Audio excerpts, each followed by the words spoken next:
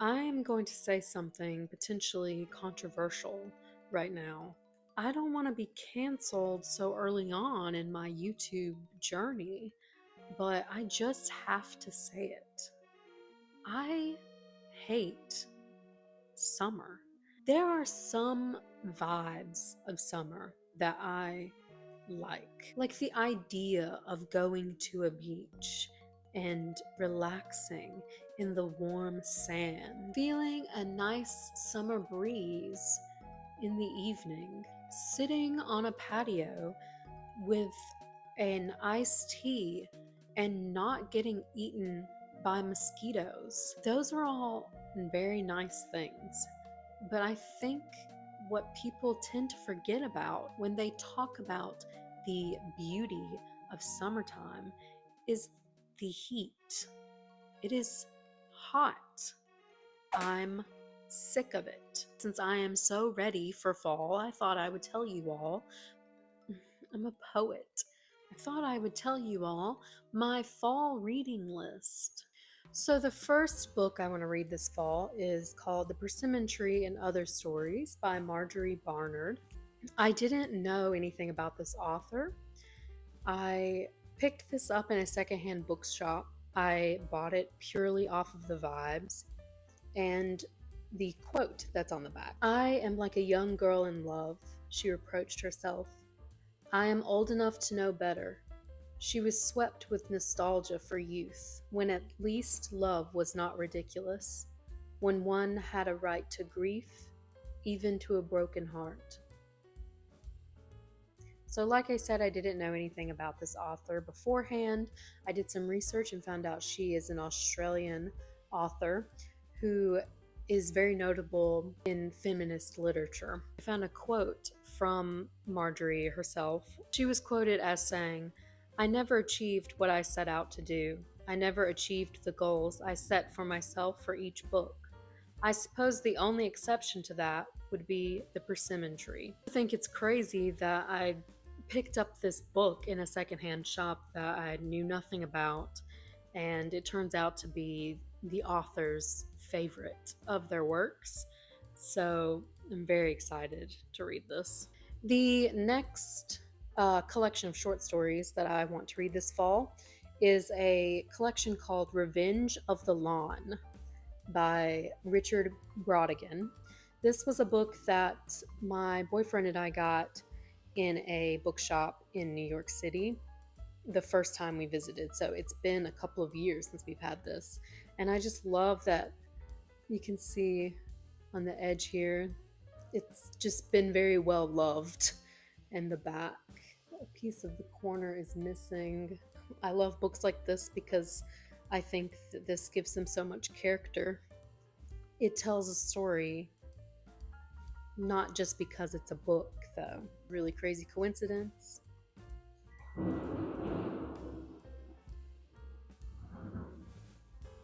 Okay, the power just went out for a second. This came out in the 1970s.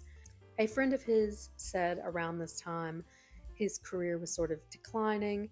He was deeply troubled and sort of odd, and literary critics weren't taking him seriously. Which brings us to our next book, and that is Tender is the Night by F. Scott Fitzgerald. Just like in the 1970s when Richard Brodigan's career was declining, this is a book that F. Scott Fitzgerald wrote when his career was also taking a dive.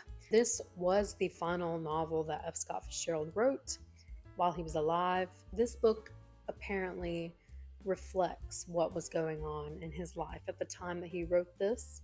It's about a couple in the French Riviera in the mid-1920s. I've always wanted to read this. I've had this copy for years. I'm excited to finally read this fall. Another book that I am a little embarrassed to say that I haven't read yet is Animal Farm by George Orwell.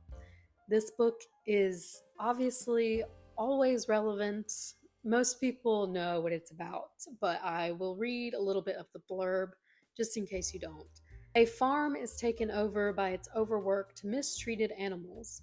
With flaming idealism and stirring slogans, They set out to create a paradise of progress, justice, and equality. A lot of people read this in school. I never got to read it. Actually, I take that back. We had a teacher who wanted us to read it in the 8th grade, and I I'm sorry, I was not interested in this in the 8th grade. In the 8th grade, I was still reading like Percy Jackson novels and Maximum Ride. I didn't care yet about George Orwell. Sorry to this man.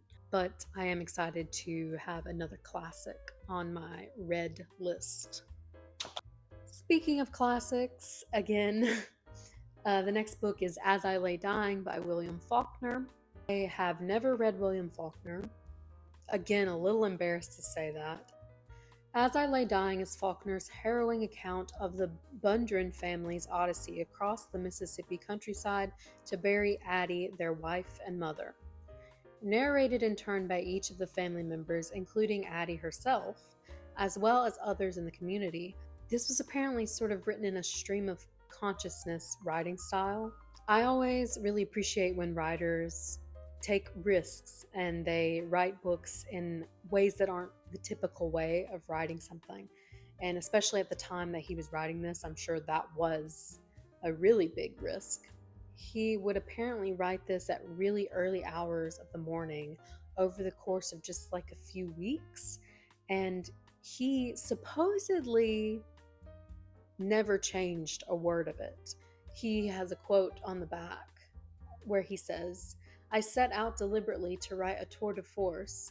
Before I ever put pen to paper and set down the first word, I knew what the last word would be and almost where the last period would fall." From what I can tell, this is probably going to be one of those stories where you can tell that Faulkner just had to get this out. He didn't care about anything else. He knew it was a story that needed to be told to the world, and so that's what he did. I'm realizing that this fall is just going to be the fall of me finally reading books that everybody talks about, and I just haven't read it. Because the next book is Elena Ferrante's My Brilliant Friend. I don't think I have to tell you what this book is about. Literally everybody but me has read this book. I will tell you in case you don't know, but you probably do. Elena Ferrante, I find her so fascinating because she is an anonymous Italian novelist. Say that 5 times fast. Anonymous Italian novelist. Anonymous Italian novelist. Anonymous Italian novelist. I lost count, and also I wasn't doing it well. From what I gather from the research I've done, she chooses to remain anonymous because she thinks that the books, once they're published, should be sort of separate from her. Something else I find interesting about them is that the covers, do you find these a little eerie? Like, they're sort of normal, but like, look at this cover.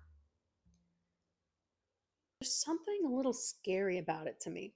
But basically, all of the covers look sort of normal.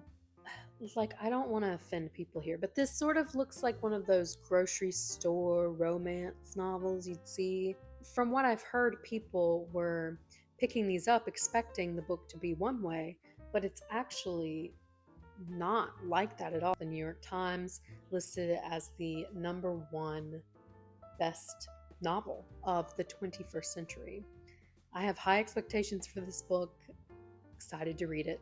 The next novel on my list, and again continuing the trend of why have you not read this book yet, Grace? A Little Life. You already know this, but A Little Life follows 4 college classmates broke, adrift, and buoyed only by their friendship and ambition as they move to New York in search of fame and fortune. A book about New York.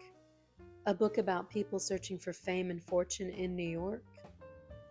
Why haven't I read this yet? I'm really excited to read this book for the obvious reasons of it being critically acclaimed and well loved by pretty much everybody. There's also some not so good opinions of this book. And by not so good opinions, I don't mean that the opinion is bad. I mean that the opinions don't think very highly of the book. That's what I'm trying to say. Some people have negative opinions on the book. That was a better thing to say. I've seen some people say that it's pure shock value, it just talks about trauma. I've seen some people say that it feels sort of exploitative, but I want to determine those things for myself. I want to finally read this. Excited to check it off my list. I do have 2 nonfiction books that I want to read this fall. The first one is Finale, Late Conversations with Stephen Sondheim by D.T. Max. Last fall, I went to New York and saw Merrily We Roll Along, which was phenomenal. We got to meet Daniel Radcliffe at the stage door and tell him how much I enjoyed the show. A New York Times staff writer was interviewing Stephen Sondheim leading up to the premiere of a new musical he was working on. A lot of the interviews were sadly cut short because of the global pandemic and many other things. And then obviously Stephen Sondheim tragically passed away. This compiles all of the conversations he was able to have with Stephen Sondheim. The next nonfiction novel is Novelist as a Vocation by Haruki Murakami. As I've stated on my other videos, I'm currently working on a novel. When I bought it, I said I'm going to read it immediately. I'm going to learn how to be an amazing author. I'm going to write a book, and I'm going to be as good as Haruki Murakami. That hasn't happened yet, but people do usually say this is one of the best novels about the craft of writing. The last book that I want to read this fall is actually a reread. Every time around Halloween, I want to reread this book, and that is Frankenstein by Mary Shelley. I read this in high school, and it changed my life. I mean that might sound dramatic, especially since it's Frankenstein, but this book is so important to me. It is my favorite novel, at least I hope that it still is. That's why I want to reread it. I'm not saying anything that hasn't been said before when I say that Mary Shelley is just a genius. She was so ahead of her time. A really important story about what human beings are capable of. I'm a little biased, and I do think that this book will still hold up to me and it will still be my favorite novel ever. But I am interested to see if my opinion changes a little bit, if I have read any other books that I think have surpassed this. But I really doubt it because I love this book so much. That's my list. This is more of like a realistic list.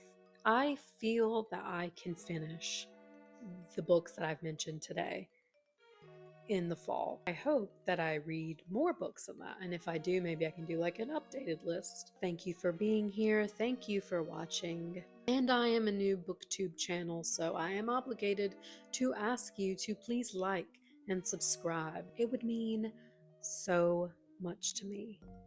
Thank you.